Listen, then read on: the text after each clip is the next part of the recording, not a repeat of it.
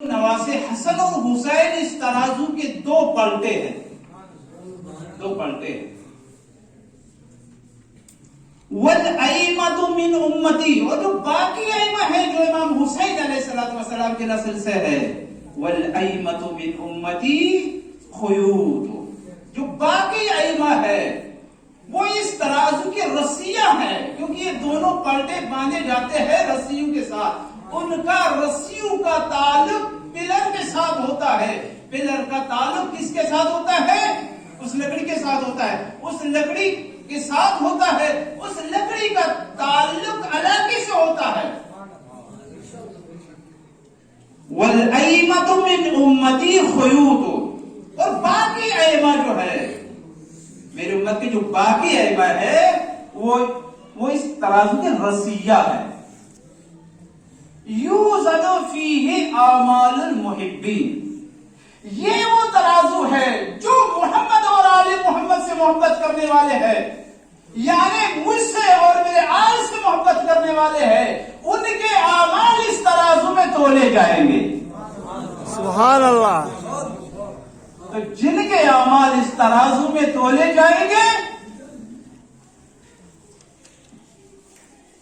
وہ جنتی ہوں گے، جن کے اعمال اس ترازو میں تولے جائیں گے وہ جنتی ہوں گے۔ اب میں آپ سے جو ہے سوال کروں، یہ تو اس حدیث کے حوالے سے میں نے تقریباً 2-3 اشعار پڑھے ہیں، اس حدیث کے حوالے سے اس کے گہرے مطالب ہے۔ اگر آپ قرآن کی طرف متوجہ ہو جائیں گے تو قرآن میں جناب زہرا کا ایک مرکزی کردار ہے۔ جب آپ قرآن کی آیتوں کا تلاوت کرتے ہیں، ہر شیعہ بچوں کو آیت یاد ہے، سورہ احزاب کی 33ویں آیت سب کو یاد ہے کہ نہیں؟ انما یرید اللہ لیذھب عنکم الرجس اہل البیت ویطہرکم تطہیرا، سب کو یاد ہے یہ آیت۔ لیکن اس میں جو مرکزی کردار قرآن نے دکھایا ہے وہ کس کو بتایا ہے؟ دکھایا ہے اور بتایا ہے، دکھایا بھی اور بتایا بھی۔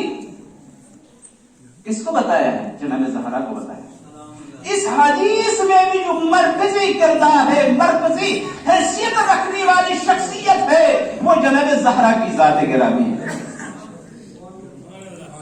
یعنی اگر آپ کو دنیا میں انصاف اور حق کو دیکھنا ہے تو جناب زہرا کو دیکھیے، اگر جناب زہرا سے تعلق ہے تو یہ حق پرست ہے، اگر جناب زہرا سے تعلق نہیں ہے تو حق سے دور ہے۔ سبحان اللہ، جزاک اللہ، جزاک اللہ، حق سے دور ہے۔ جزاک اب اللہ۔ دنیا میں سارے لوگ اعلان کرتے ہیں بھائی انصاف نہیں ملتا، عدالت نہیں ملتی، بھائی کیسے عدالت ملے گی، کیسے انصاف ملے گا؟ تم نے تو حق کی ترازو کو چھوڑ دیا ہے۔ آئیے حق کی ترازو میں، حق کی ترازو کو پکڑیے تو انصاف آپ دلا سکتے ہیں۔ جب آپ نے حق کی ترازو کو پکڑا ہی نہیں، آپ کیسے انصاف دلا سکتے ہیں؟ دنیا کی جس عدالت میں جائیے گا اس عدالت میں آپ کو یہ ترازو ملے گی، اس کا نقشہ ملے گا۔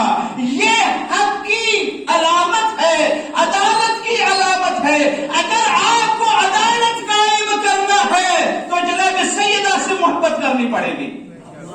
سبحان اللہ، جزاک اللہ۔ جناب سیدہ سے اگر محبت کریں گے اور جناب سیدہ کے نقش قدم پر چلیں گے تو آپ دنیا میں عدل و انصاف قائم کر سکتے ہیں، ورنہ آپ دنیا میں عدل و انصاف قائم نہیں کر سکتے۔ آپ دنیا میں عدل و انصاف قائم نہیں کر سکتے۔ پر محمد و آل محمد صلی اللہ علیہ